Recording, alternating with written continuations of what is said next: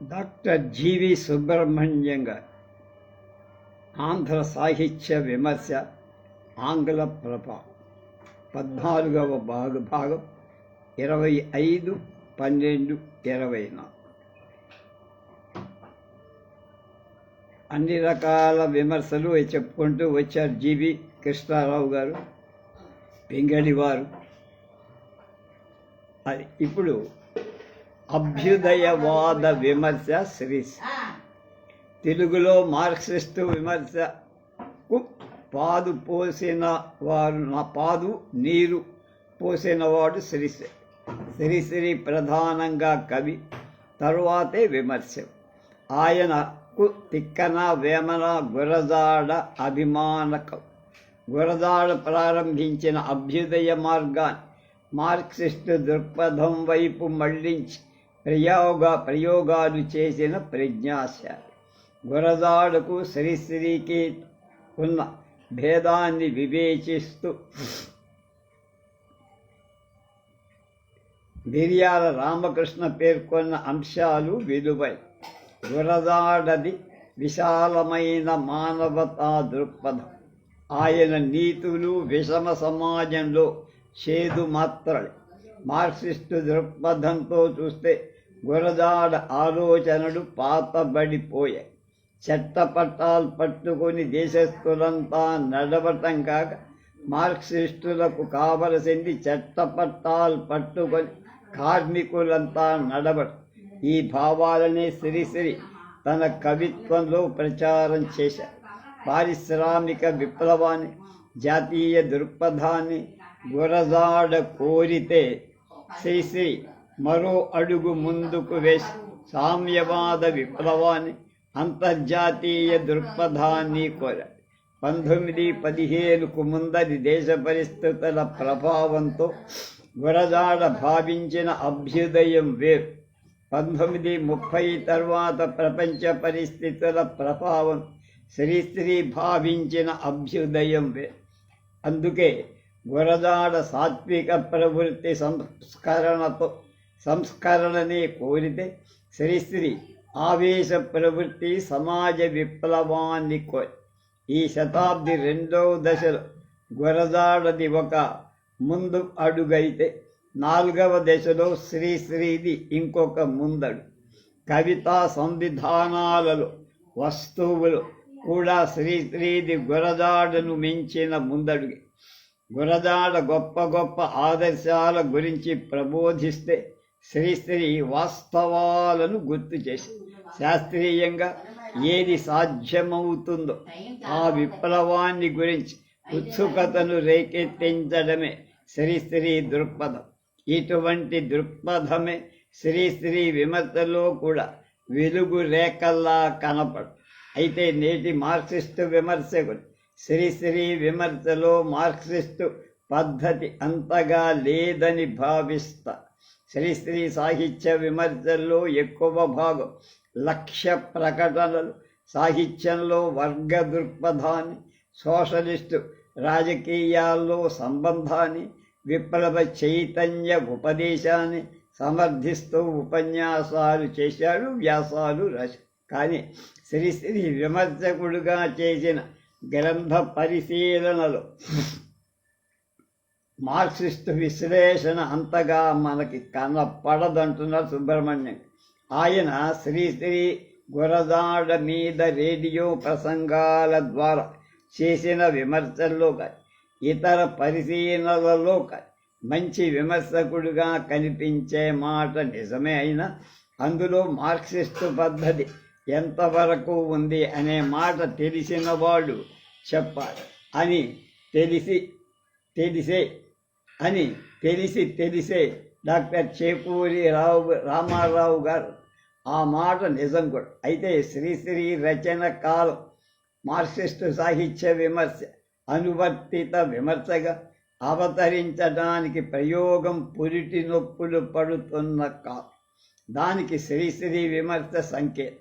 శ్రీశ్రీ వ్రాసిన విమర్శ అంతా సమీక్షా స్థాయిలో సాగి మెరుపులు మెరవటమే దాని స్వభావం, విద్యుత్తు ప్రవహించటం కా. 1969వ సంవత్సరం నవంబర్లో శ్రీశ్రీ సృజనకిచ్చిన ఇంటర్వ్యూలో కన్యాశుల్కం భీభత్సరస ప్రధానమైన విషాదాంత నాటకమని ఆయన ప్రకటించిన అభిప్రాయాన్ని వివరించమని వరవరరావు నవీన్ గారు అడిగినప్పుడు నా పని హింట్స్ ఇవ్వటం వరకు అని శ్రీశ్రీ సమాధానం చెప్పి, అంతేకాక వాటి ఆకారంలోనే కానీ మీలాంటి వాడు కన్యాశుల్కాన్ని బాగా స్టడీ చేసి ఆ హింట్స్ విశదీకరిస్తూ వ్యాసాలు రాయాలని సలహా కూడా చెప్పారు. నిజానికి శ్రీశ్రీ మాటలు ఆ ప్రశ్నకే కాదు, ఆయన సాహిత్య విమర్శకు కూడా వర్తిస్తాయి. సూచనలిచ్చే సూత్రప్రాయమైన సమీక్ష శ్రీశ్రీ సాహిత్య విమర్శ. శ్రీశ్రీ విమర్శలో మెరుపులా కనపడే కొన్ని అభిప్రాయాలు మార్క్సిస్టు దృక్పథాన్ని అనువర్తిత విమర్శలో వెలయింపచేయట, తగిన అవగాహన కలిగించటానికి తోడ్పడ్డాయి అనటంలో అనుమానమే. నేటి సాహిత్య పరులలో 3 రకాలు నాకు కనపడ. వారిలో మొదటి రకం నిజంగా సాహిత్యం నాశనమైపోతున్నదని గట్టి నమ్మకం ఉన్నవా, పూర్వ సంస్కారమంతటిని తాము కాపలాదారులం అనుకుంటాం. ఇక రెండో రకం ఈ కాలానికి ఏ విధంగా అమలులో ఉంటే దానికి దివాడులెత్తుతా సులువుగా దేనినైనా అనుకరించగలిగిన పాటి తెలుగు తేటలు. ఇక మిగిలిన రకం రచయిత ప్రజల మధ్య ప్రజలలో కలిసి జీవిస్తుంది. అంటే గ్రంథావలోకనం చెయ్యడం కాదు, వెనకటి రచయితలకి సమకాలికుల గ్రంథజాలాన్ని క్షుణ్ణంగా సంధిస్తారు. ఇదంతా తన రచనా నైపుణ్యాన్ని టెక్నిక్ని పెంపొందించుకోవటానికి మాత్రమే. ఇది ఇతరులకు అనుకరించడం వల్ల లభ్యమయ్యేది కాదు. అన్ని విధానాలను ఆకళించుకోవటం వల్ల తనదైన ఒకానొక పద్ధతి అతని కలవడుతుంది. అదొక ఆయుధం. దానిలో వజ్ర ప్రజాయత్తమైన ప్రయోజనాన్ని సాధిస్తుంది. ఈ 3 రకాల రచయితలు మొదటి వారి పట్ల జాలి వహిస్తాడు. రెండో రకం అంటే అసహ్యించుకుంటాను. మూడో తెగ వారి మీద నాకు ఆదరం గౌరవం.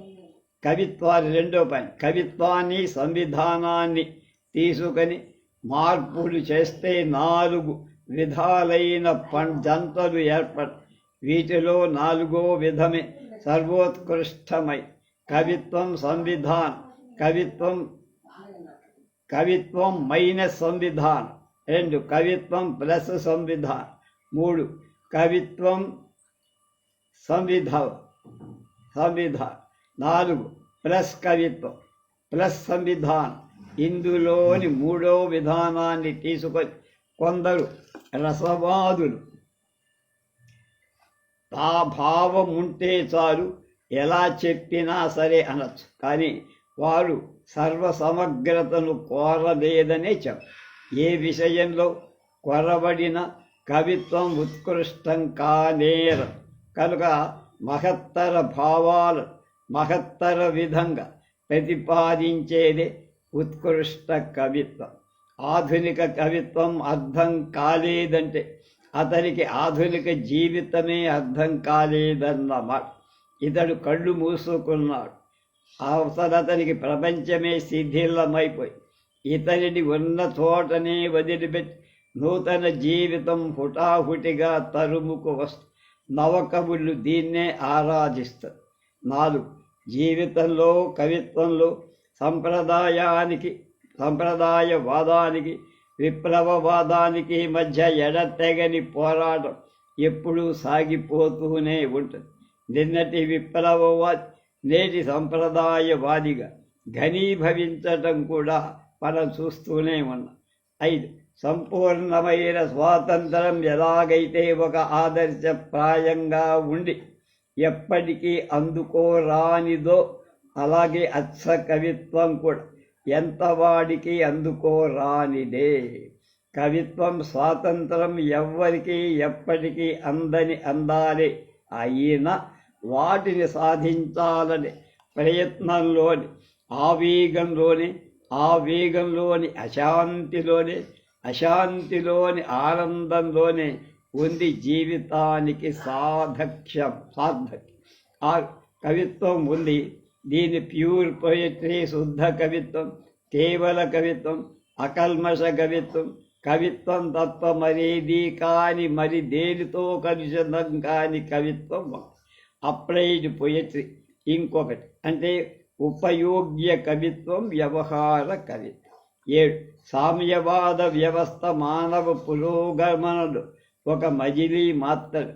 దారిద్ర్యం, నిరుద్యోగం, సరుకు గిరాకీ అనే పునాదుల మీద నిలబడే పెట్టుదారి సంవిధానానికి బదులు సమృద్ధి, సమాన అవకాశాలు గల సామ్యవాద సంఘం ఏర్పడిన ఆ ప్రజల సాహిత్య అవసరాలు ఏ రూపంలో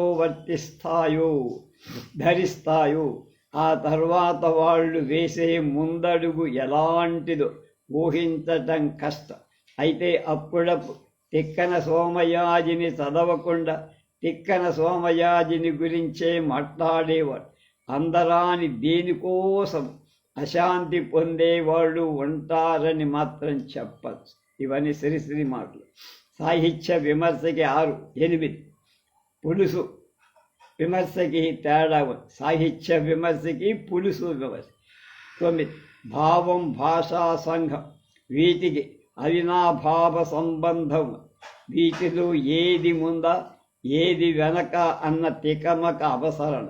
ఆకారానికి తగిన అంతస్తు ఉంటేనే సాహిత్యం రాణిస్తుంది. చెప్పే విధానానికి విషయానికి అమరిక ఉండదు. రచన శస్త్రం లాంటి, దాన్ని ఉపయోగించే పద్ధతిని బట్టి ఫలితం ఉంటుంది. రచన వల్ల ఉపయోగం, ఉపదేశం ఉండాలి. అభ్యుదయ రచయితలంతా 10 చారిత్రక దృష్టి అలవరుచుకోకపోతే ఎన్నో అనర్థాలు వాటిల్ని తీరుతాయి. తప్పకుండా చరిత్రను శాస్త్ర దృష్టితో పఠించాల్సిందే.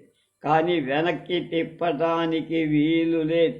కాలాన్ని పునఃస్థాపించగలుగుతాం అనుకోవటం వెర్రితనం. 11 అభ్యుదయ రచయితల సాహిత్యంలో ఒక తిరుగుబాటు తెచ్చిన మాట. అభ్యుదయ సాహిత్య రచయిత సాహిత్యంలో ఒక తిరుగుబాటు తెచ్చిన మాట నిజం. ఈ విప్లవం దేని మీద అయినప్పటికీ ప్రాచీన సాహిత్యం మీద మాత్రం కాదు. తాను ఏ సాంఘిక దురన్యాయాలను నిర్మూలించాలని ఆవేదన పడుతున్నాడు. వాటి నిర్మూలనకి ఒక రాజకీయ పక్షం కూడా ప్రచారం సాగిస్తే కవి తన శిల్పాన్ని తప్పకుండా ఆ పక్షానికి అంకితం చేసి తీర్త. అది లోపల నుంచి పుట్టుక వచ్చే ప్రేరణ కాని బలవంతంగా విధించిన నిర్బంధం కాదు. అలాగే 13 ఇది ప్రచారం, ఇది శుద్ధ శిల్పం అని ఏ రచనలు వేరుపరచలేవు. మనకు నచ్చని భావాలైతే ఏవగించుకుంటాం, నచ్చినవైతే మరీ చదువు. 2 విధాల రచన మన మీద తన ప్రభావం ప్రసరింప చేస్తూనే ఉంది. ఒకటి ప్రతికూల ప్రచారం, ఇంకొకటి అనుకూల ప్రచారం. 14 కావ్యంలోని శిల్పాన్ని, వస్తువుని, టెక్నిక్, ఫారం అండ్ కంటెంట్ విడమరచలేం. కావ్యం వివిధ దశల్లో అవి ఒకదానితో ఒకటి సమానంగా పెంపొందుతూ ఉంటాయి. ఈ సమానాభివృద్ధి ఉంటేనే మంచి కావ్యం తయారు.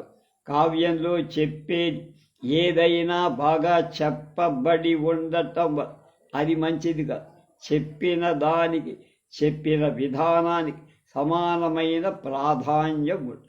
కవిత్వం పాత కొత్తల రీతుల మధ్య 15వ పాయింట్. విద్వేషపూరితమైన వాదోపవాదం, అసభ్యకరమైన విమర్శలు, ప్రతి విమర్శ జరగడం సాహిత్యానికి గౌరవప్రదమైన విషయం కాదు. పాత కొత్తలు రెండు పద్ధతులు.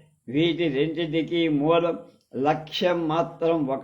తరచు ఇతివృత్తమే సాహిత్య స్వరూపాన్ని నిర్ణయిస్తుందని నా విశ్వాసం అన్నాడు శ్రీశ్రీ. సమాజం మారుతున్నట్లే సాహిత్యం కూడా మారుతూ ఉంటుంది. 16 పైగా సమాజం కంటే ముందుగానే సాహిత్యం మారుతూ ఉంటుంది. ఏదంటే సాహిత్య వ్యాసంగమంతా భావనా లోకానికి సంబంధించింది. చిరకాలం పాత భావాలు పాతుకుపోయి మనస్సులలో నూతన భావధోరణులు వ్యాపించాలంటే అది సాహిత్య విప్లవం ద్వారానే సాధ్యం. నిన్నటి విప్లవం నేటి సంప్రదాయం అవుతుంటే ఈనాడు అసంగతంగా అసాధ్యంగా తోపించే ఎన్నో సాంఘిక పరిణామాలు రేపు సర్వసామాన్యమవుతాయి. కవిత్వం భవిష్యత్తుకు దర్పణం. ఇవాళ ఎవరికి తోధపడని సత్యం రేపు అందరికీ అందుబాటులోకి వస్తుంది. కవిత్వం చేసే ప్రయోగాలన్నీ ఆ సత్యాన్ని అన్వేషించటం కోసం. ఏ రూపు ధరించిన కవిత్వానికి పరమార్థం ఆ సత్యాన్ని చాటించడం.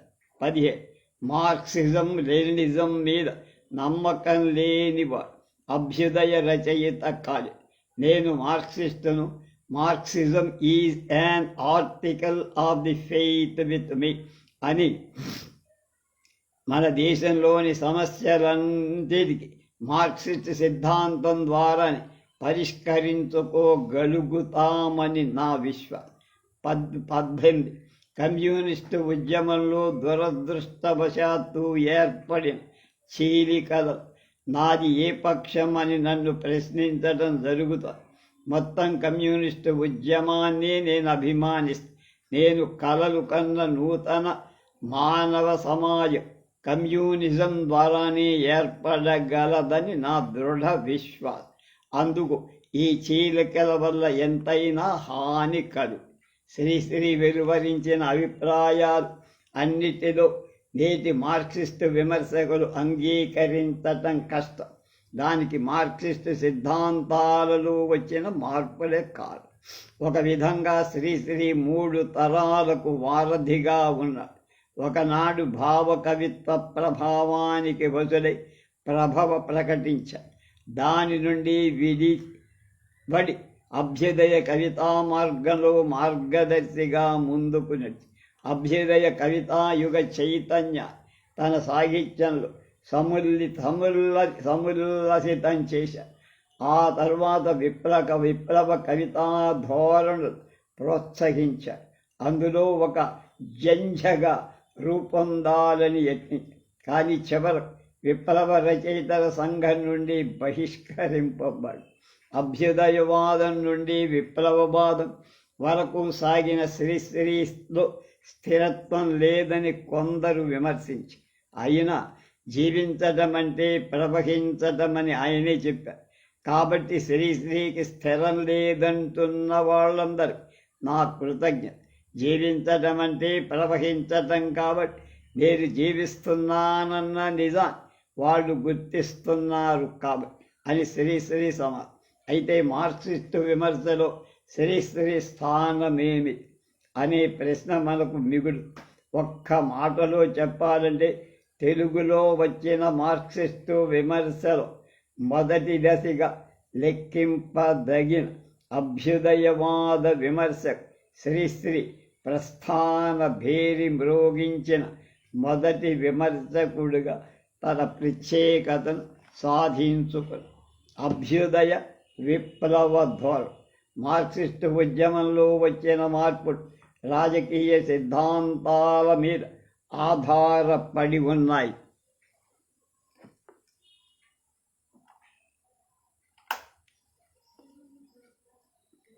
వాటిని ఆశ్రయించుకొని సాహిత్య రంగంలో ఆయా కాలాలలో మార్పులు రావటం సంభవించి ఈ అంశాన్ని చారిత్రక దృష్టితో పరిశీలించి వివరించిన డాక్టర్ చేరా మాటలు విశ్లేషణకు మనకి బాగా తోడ్పడ.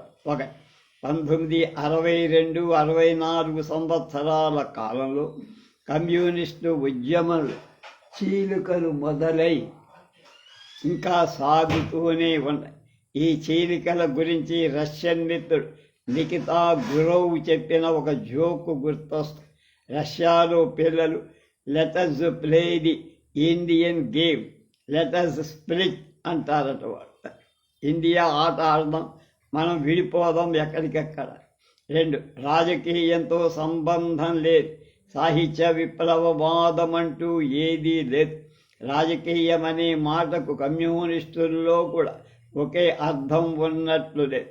సాయుధ పోరాటమే విప్లవం అని కొందరంటే, సోషలిజం దిక్కుగా జరిగే పరివర్తనమే విప్లవమని కొందరంటారు. తెలుగు భాషకు సమగ్రమైన నిఘంటువు తయారు చేసేవాడు విప్లవం అనే మాటకున్న అర్థభేదాలు వివరింపదలుచుకుంటే చాలా కష్టపడాలి. 3, సాహిత్యంలో అభ్యుదయవాదం, విప్లవవాదం అని 2 భేదాలున్నాయి. విప్లవవాదుల్లో అరుణోదయ, జననాట్య మండలి భేదాలు ఒక వంక, విరసం, జనసాహితి భేదాలు ఇంకొక వంక. 4, 1946 నుంచి 48 వరకు కమ్యూనిస్టు ఉద్యమం ఆంధ్రదేశంలో బలంగా, అభ్యుదయ రచయితల సంఘానికి అది స్వర్ణయుగం. 5, విరసం అంటే విప్లవ రచయితల సంఘం ఏర్పడ్డ 1970లో ఏర్పడ్డ తొలి రోజులు రాజకీయ పార్టీలలో దానికి ఉండాల్సిన సంబంధం విషయంలో చాలా తర్జన భర్జనలు జరిగాయి. విరసం రాజకీయాలకు అతీతమా కాదు, అతీతము కాదు, అధీనం కూడా కాదు అని కేవి రమణారెడ్డి గారు, విప్లవ రచయితల సంఘం ఒక రాజకీయ పక్షాన్ని అనుసరించి వెళ్ళటానికి నాకు అభ్యంతరం ఉందని కుటుంబరావు గారు అన్నారు. అంటే సృజనలో 16 ఆగస్టు 1976. విరసం నాటికి విప్లవ అభ్యుదయ రచయితల సంఘ కాలానికి ఉన్న ప్రధాన భేదం ఒకటి ఉంది. రచయితల సంఘానికి రాజకీయ లక్ష్యాన్ని సూచించే పార్టీ ఒకటి ఉండేది మొదటి రోజు. తర్వాత అరసం అంటే అభ్యుదయ రచయితల సంఘం రోజుల్లో విరసం విప్లవ రచయితల సంఘం ఏర్పడ్డ విప్లవ పార్టీలు లేక గ్రూప్ కనీసం 3 అయినా మార్క్సిజం, లెనినిజం, మావు ఆలోచన విధానాన్ని జనరల్గా ఆమోదించిన దాన్ని భారతదేశ నిర్దిష్ట పరిస్థితులకు అన్వయించడంలో విప్లవకారులందరి మధ్య ఏకాభిప్రాయం లేదు. అలాగే ఈ విప్లవ గ్రూపులన్నిటికీ వేదికగానే ఈ విప్లవ గ్రూపుల మధ్య పోటీ ఉండటం సహజం. ఉన్న సంఘాన్ని తన కార్యక్రమానికి అనుకూలంగా మార్చుకోవటానికి ప్రయత్నించటం కూడా సహజం. సరిగ్గా అదే జరిగింది. 7, ఈ చీలికలు అన్ని దేశాల సిద్ధాంత ప్రాతిపదికల మీదనే జరుగుతాయి అని అనుకో. ఒక్కోసారి నాయకుల స్వభావాలు కూడా కారణం కావు, కానీ కాగితం మీద సిద్ధాంతాలే కనిపిస్తాయి. రచయితల సంఘం రాజకీయ పార్టీ కాని మాట నిజమే, కానీ ఈ రెంటికి ఉన్న సంబంధం ప్రణాళికల్లో వ్యక్తమైన దానికంటే ఎక్కువ. 8, 1970-80 కాలాల మధ్య తెలుగులో విప్లవవాద యుగంగా చెప్పుకోవచ్చు. తెలుగు సాహిత్యంలో అంతకు ముందున్న కేవలం రూపవాద, అయోమయ వ్యక్తివాద సాహిత్య రీతుల మీద విప్లవవాదం విజయం సాధించిందని చెప్పాలి. ఈ కృషి కవిత్వంలో జరిగినంత వచనంలో జరగల. 9, ఇక సాహిత్య విమర్శలో మూల సూత్రాల గురించి చర్చే ఎక్కువగా జరిగి, సాహిత్యం ఫలానిది చెయ్యాలి, ఫలానిది చెయ్యకూడదు వంటి సూత్రీకరణలే ఎక్కువ. కనుక పై పరిశీలన దృష్టిలో ఉంచుకొని ఆలోచిస్తే తెలుగులో మార్క్సిస్టు ఉద్యమం సాహిత్య పరంగా దాదాపు 1940 నుంచి 70 దాకా అభ్యుదయవాద ధోరణితో సాగి 70 నుంచి 80 దాకా విప్లవవాద ధోరణితో రూపొందిందని నిర్ణయించటానికి వీలు. అందులో శ్రీశ్రీ అభ్యుదయవాద ధోరణి సంబంధించినంత అగ్రగామి విమర్శకుడని నిరాఘాటంగా చెప్పదు. మరో విషయం, ప్రగతి, పురోగమనం అన్న అర్థం వచ్చేట్లుగా అభ్యుదయ పదాన్ని మొట్టమొదట వాడినవాడు శ్రీశ్రీ. 1937లో ఆయన రాసిన అభ్యుదయం అన్న ఖండికలో ఈ పదం వాడు. ఇంచుమించుగా మొదటిసారి అభ్యుదయం అన్న పదాన్ని సాంప్రదాయిక అర్థంతో కాక కొత్త అర్థంతో, నేటి అర్థంతో ప్రయోగించిన వాడు శ్రీశ్రీ. తర్వాత Sri Sri socialist మానవతావాదం.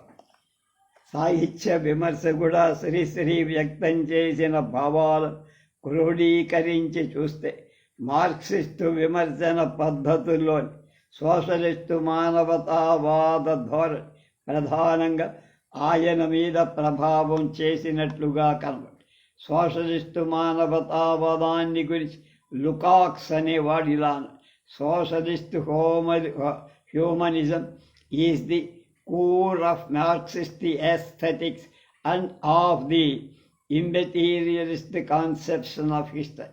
Contrary to bourgeois preconceptions reinforced by the gross anti-dialectical conception of history of vulgar Marxism, this materialist conception, which probes universally to the roots, does not deny the aesthetic beauty of blossoms. On the contrary, the materialist conception of history and Marxist aesthetics alone provide the key to the understanding of the unity and organic relationship of roots and blossoms. Social humanism accomplishes the unification of nature, historical and purely artistic knowledge. Within Marxist aesthetics, the continuous convergence of historical and aesthetic evolution. Thus, Marxist aesthetics resolves the question with which men of stature have long been grappling, a question which study eluded lesser men simply because they were lesser men. The integration of enduring aesthetic value of a work of art into the historical process, the process from which the work is felt in its very profession and aesthetic value, is inseparable. Sri Sri కళాలతకున్న ఉన్న మూలాలను చూడగలడు, పుష్పాలను ఆఘ్రాణించగలడు, ఆ రెంటికి మధ్య ఉన్న భావభౌతిక సమన్వయాన్ని సమీక్షించగలడు. Marks దృక్పథంలో ఒక కావ్యం యొక్క చారిత్రక పరిణామ వాస్తవ స్థితిని కూడా నిర్ధారించగలడు. ఈ కావ్య కళలో ఉన్న రచనా సౌందర్యం విలువలను వివేచించగలడు. శ్రీశ్రీ సహజంగా కవితాత్మగల విమర్శ. అతని కవితలో మార్క్సిజం భావ చైతన్య రూప వైభవాన్ని సంతరించుకుంది. అతని విమర్శలో విలువల వివేచనాన్ని వ్యక్తీకరి బహుశా మార్క్సిస్టు విమర్శకులను గతి భౌతిక తార్కిక వాదంతో సౌందర్య తత్వ దృక్పథాన్ని అన్వయించి అనుశీలనలో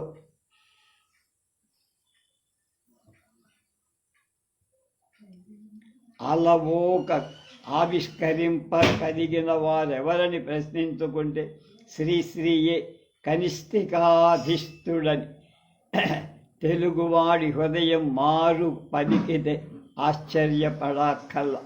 మార్క్సిజం ప్లస్ మానవవాదం = శ్రీశ్రీ. కొడబడిగంటి కుటుంబరావు సామ్యవాద వాస్తవి.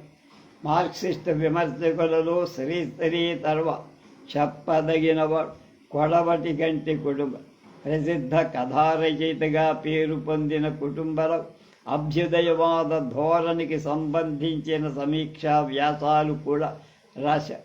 వాటిని విశాల పబ్లిషింగ్ హౌస్ వారు సాహిత్య ప్రయోజనం అనే పేరు షష్ఠి పూర్తి కానుక 1969లో ప్రకటించారు. కథ, చిన్న కథ, నవల మొదలైన ప్రక్రియల మీద వారు చేసిన సమీక్ష గణని. సాహిత్యం, సాహిత్య విమర్శలను గురించి, అభ్యుదయవాద ధోరణుల గురించి వారు ప్రకటించిన అభిప్రాయాలపై మార్క్సిస్టు విమర్శ పద్ధతిలో సామ్యవాద వాస్తవికతా దృక్పథ ప్రభావం బలంగా శ్రీశ్రీ మార్క్సిస్ట్ మానవతా ధోరణి నుంచి సామ్యవాద వాస్తవికతా దృక్పథం వైపు విమర్శను మరలించిన గౌరవం కొక్కుకే దొరుకుతుంది. అంటే కొడబటి కంటే కుటుంబం. సామ్యవాద వాస్తవికతను గురించి అభ్యుదయవాదులంతా విప్లవవాదులకు ఉన్న అభిప్రాయాలు డాక్టర్ కె రంగనాథాచార్యులు ఇలా చెప్పారు. వాస్తవికతలో 2 ప్రధాన అంశాలు: సవిమర్శక వాస్తవికత, క్రిటికల్ రియలిజం. సామ్యవాద వాస్తవికత, సోషలిస్ట్ రియలిజం. వాస్తవికతను ప్రతిబింబించడంతో పాటు సామాజిక జీవిత సమస్యల పరిష్కారాన్ని సూచించడం కూడా వాస్తవికతలో భాగమని వాస్తవికత కవితాపాదులంట. సమాజాన్ని చారిత్రక దృష్టితో అవగాహన చేసుకొని ప్రయోగ దృష్టితో చిత్రించడం కూడా వాస్తవికతలో ఒక భాగమే. సమాజంలో అన్యాయాలను, అసమానతలు, ఆర్థిక సామాజిక వ్యత్యాసాలు సవిమర్శకంగా ఖండిస్తూ చేసిన రచనే సవిమర్శక వాస్తవిక రచన. కమ్యూనిస్టు అన్వీక్షకి విషయంలో అచంచల నిష్ఠ, ప్రజాసేవా నిరతి, పాక్షికత,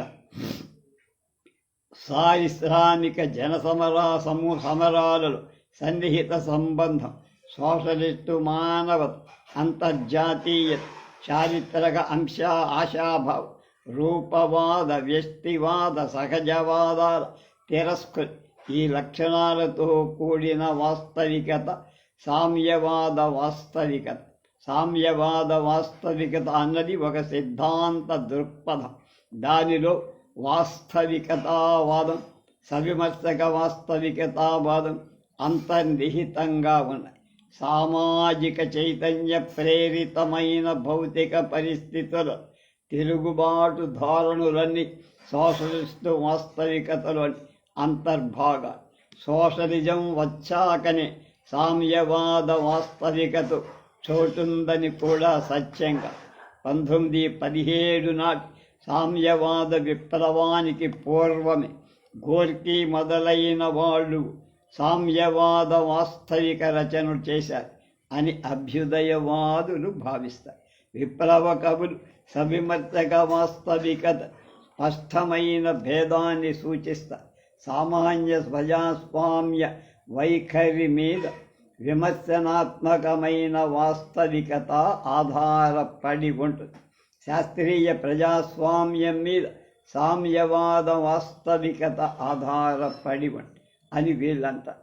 వర్గ సమాజంలో విమర్శను చేపట్టేదే సవిమర్శక వాస్తవికత అని, అది భవిష్యత్తును సూచించదని, బహుముఖమైన వర్తమాన సమాజాన్ని వర్ణించడమే దీని ప్రయోజనమని, చారిత్రక పరిణామాలను విశ్లేషిస్తూ జనజీవితంలో చొచ్చుకొనిపోయి స్పష్టమైన భావిని చిత్రించడమే సామ్యవాద వాస్తవికత అని, సమూహ అనుభవాలే సామ్యవాద వాస్తవికతకు వస్తువులని విప్లవవాదులు అంట. ఇందులో కొడవటి గంటి అభ్యుదయవాదుల దృక్పథంతో సామ్యవాద వాస్తవికతను తన సమీక్షలో ప్రతిబింబింపచేశారు. ఈ క్రింది అభిప్రాయాలు వారి దృష్టిని వ్యక్తీకరిస్తాయని సుబ్రహ్మణ్యం గారు. నేను 2 నమ్మకాలకు కట్టుబడ్డా. ఒకటి, సాహిత్యానికి సాంఘిక ప్రయోజనం ఉండాలి. రెండోది, జీవిత చిత్రణ వాస్తవికంగా ఉండాలి. కళలకు నిస్పష్టమైన కార్యవర్గ ప్రయోజనం ఉండడం అసంభావ్యంగా. నిజమైన అభ్యుదయ కళలన్నీ ప్రత్యక్షంగాను పరోక్షంగాను శ్రామిక వర్గ ప్రయోజనానికి అనుకూలంగానే ఉంటాయి. కానీ వాటి స్వభావం సామూహికంగా ఉండాలి. అంటే శ్రామిక వర్గానికి చెందని వాళ్ళు కూడా వాటి ప్రభావానికి బలంగా గురి కావాలి. 3, కమ్యూనిస్టు సాహిత్యం అనేది కూడా చిన్నది. ఇది రాజకీయాలకు, ఆర్థికాలకు, మార్క్సిస్టు లెనినిస్టు రచనలకు సంబంధించి ఉంటుంది. సాహిత్యం సాంఘిక చైతన్యంతో ఒక శాఖ. ప్రాణికి వాళ్ళు నాళ్ళు ఆడటం, ఊపిరితిత్తులు పనిచేయడం ఎంత తప్పనిసరో సజీవమైన సంఘానికి కూడా చైతన్యం అంత తప్పనిసరి అయిన చైతన్యం తప్పనిసరి అయిన మార్పుకు దారితీస్తుంది. మార్పులో కూడా 2 రకాలైన మార్పులు. ఒకటి స్థలంలో మార్పు, రెండవది స్వరూపంలో మార్పు. ఈ రెంటిలో స్వరూపంలో మార్పే చాలా ముఖ్యం. అయితే అభ్యుదయ సాహిత్యం ఒక ప్రబలమైన సామాజిక శక్తి.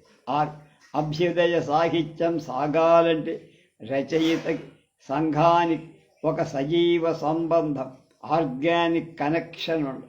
రచయిత తాలూకు ప్రభావం సంఘం మీద ఉన్నంత మాత్రాన లాభం లేదు. సంఘం యొక్క ప్రభావం రచయిత మీద కూడా ఉండాలి. ఇప్పటి కవులలో అనేక మంది ఈ విషయం గుర్తించినట్లయితే ఉత్తమ అభ్యుదయ రచన చెయ్యగ. కానీ నేను సమాజం మీద నా ప్రభావం చూపుతా, సమాజం బట్టు నన్ను అంటటానికి వీల్లేదు అనే వ్యక్తిత్వం, ఇండివిడ్యువలిజం అవలంబించే రచయిత అభ్యుదయ సాహిత్యం సృష్టించలేడు అంటాడు కొడవలిగా. 7, అభ్యుదయ ఉద్యమంతో పాటు కళా సాధన కూడా సాగించడం అభ్యుదయ రచయితల విధి.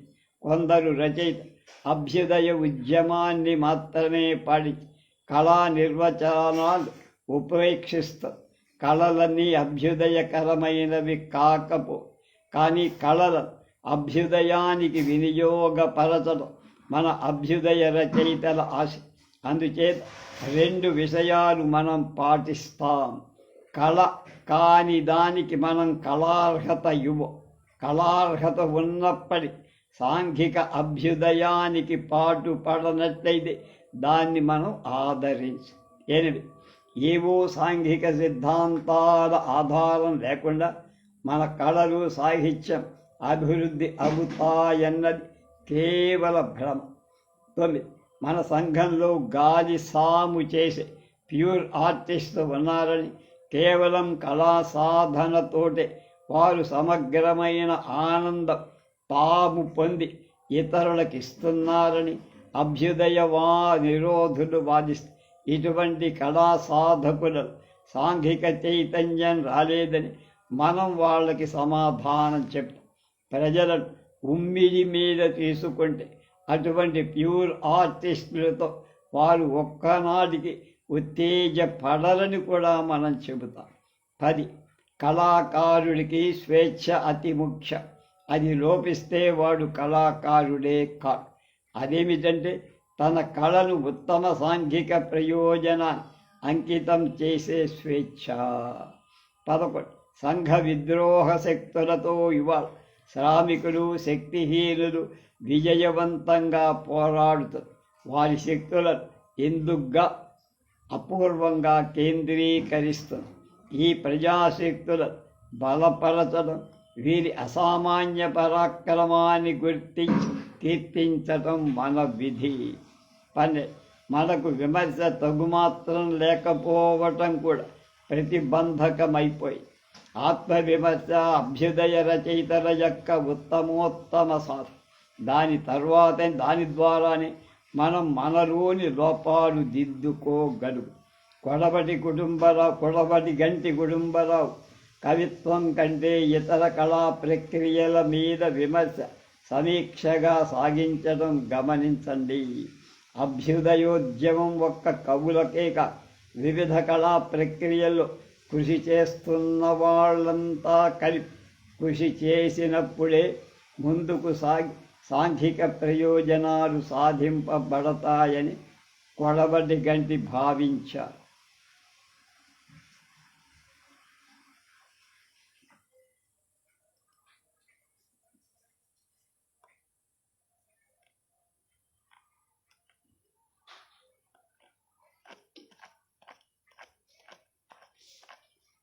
కుందుర్తి సామాజిక స్పృహ. మార్క్సిస్టు విమర్శకులలో కుందుర్తి ఆంజనేయులు గారి విశిష్ట వ్యక్తి.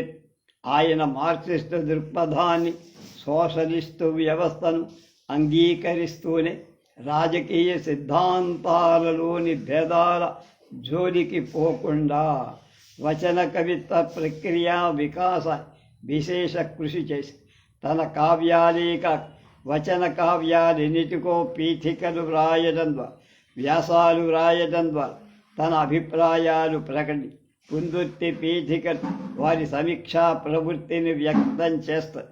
కుందుర్తి వారి సాహిత్య ధ్యేయాలు వారి మాటల్లో: ఒకటి, కావ్య రచనా విధానంలో మార్క్సిస్టు దృక్పథాన్ని ప్రవేశపెట్టి ఏ సత్ఫలితాల ద్వారా కవిత్వాన్ని సాధ్యమైనంత ఎక్కువ ప్రజల దగ్గరికి తీసుకువెళ్ళటానికి వీలుందో చూడ. కవిత్వం 2, సారళ్యంతో తెలుగు నుడికారపు సొంపులతో వ్యావహారిక భాషాశక్తి సంపదలు వర్ధిల్లేటట్టు చేయి. ఆధునిక కవిత్వ శైలి సామాన్య ప్రజల సంభాషణ స్థాయికి వచ్చేట్లు చూడ. 3, కావ్య వస్తువులు చైతన్యవంతమైన ప్రజా ఉద్యమాలకు సంబంధించిందిగా ఉంది. 4, రాజకీయ నాయకుల సిద్ధాంత విభేదాలకు తనకు నిమిత్తం లేకుండా తన విశ్వాసాన్ని నిర్భయంగా చెప్పు. 5, వచన కవిత్వం సామాన్య ప్రజల బాధలను ప్రతిబింబింపచే. స్థూలంగా 6, మార్క్సిస్టు దృక్పథం సోషలిస్టు వ్యవస్థకు అనుకూలత, ప్రస్తుత వ్యవస్థకు తప్పక మార్చాలని దీక్ష. వీటికి సంబంధించిన ఊహాపోహలు సాహిత్య రంగంలో ఉండాలి, కానీ సాహిత్యం అంటే రాజకీయ సిద్ధాంతాల చర్చకు పెద్ద పీట వేయల. వ్యక్తిత్వాన్ని చంపేదిగా సంఘ నిర్మాణ ప్రియత్వాన్ని పెంచుకోరా. కుందుర్తి వచన కవిత్వోద్యమం వచ్చినంతగానే నేటి విప్లవవాదు ఆయన ప్రతిపాదించే అంశాలను రాజకీయాలతో సాహిత్యం గాఢమైన పొత్తు కుదిరించుకోరాదని అభిప్రాయం నచ్చు. బసవని భక్తికి పరవశుడైన బ్రాహ్మ్యాన్ని వదులుకోలేని వీరశైవుల్లోని పండితారాధ్యుడిల మార్క్సిస్టు విమర్శకులు కుందుర్తి మార్క్సిజం కావాలంటూనే రాజకీయ విభేదాలకు సిద్ధాంతాలతో పొత్తు కొనని మార్క్సిస్టు దృక్పథంలో కన్జర్వేటివ్గా ఉండిపోయి సామ్యవాద దృక్పథంతోనే కవితలో వస్తువు గౌరవాన్ని ప్రతిపాదించడం, కళాశిల్పానికి గౌణమైన స్థానమివ్వడం ఆయన ప్రత్యేక. కుందుర్తి గారి దృక్పథంలో ప్రయోగం కోసం కాదు, ప్రజా ప్రయోజనం కోసం. వచన కవిత్వం సరళంగా ప్రజలను చేరుకునే శక్తివంతమైన సాధనంగా ఆయన భావించి సామాజిక స్పృహ ఆధునిక యుగానికి ఊపిరిలాంటి. కాబట్టి దాన్ని ఆయన మన్నించారు. ఈ ఊపిరిని ఆయన గుర్తించారు. కవితలో ఊపిరికి కూడా ఒక నియతి ఉన్నదన్న సత్యం ఆయన గుర్తించారు. వచన కవిత్వంలో అంతర్లయ అధ్యయనం చేసి అవగాహన చేసుకోవటమే కాదు, దాన్ని ఎన్ని హొయలలో ఎన్ని విన్యాసాలలో వెలార్చడానికి వీలుందో శిల్పదృష్టితో అనుసూరించి కల్పించి చూపించారు. విమర్శలలో వాటిని గురించి వివరించారు.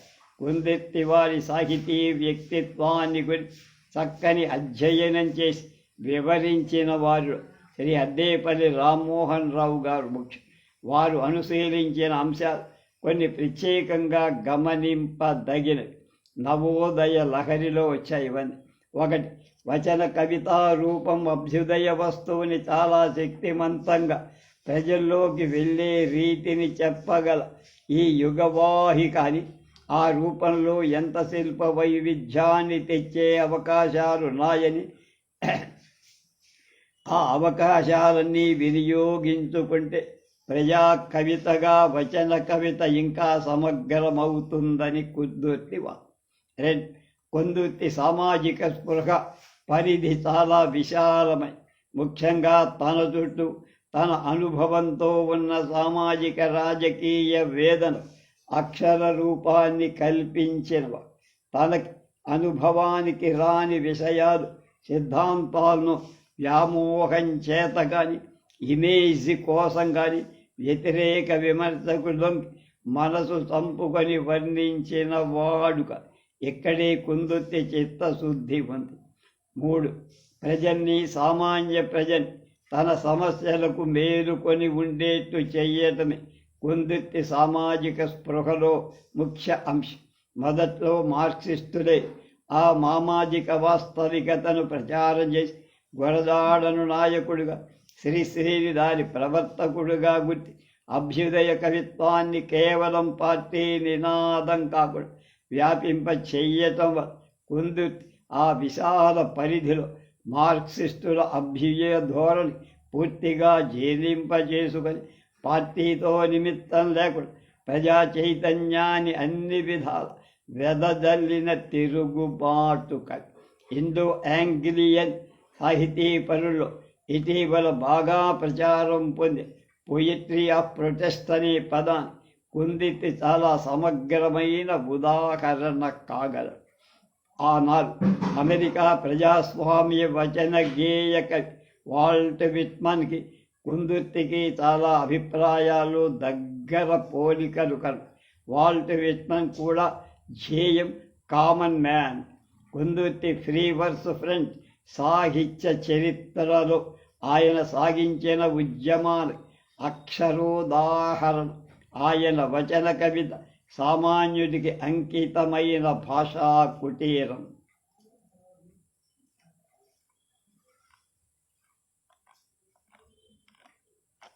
రేపు అభ్యుదయ వాద విమర్శ చైతన్యం ఎలా ఉన్నదో రేపు తెలుసుకుందాం.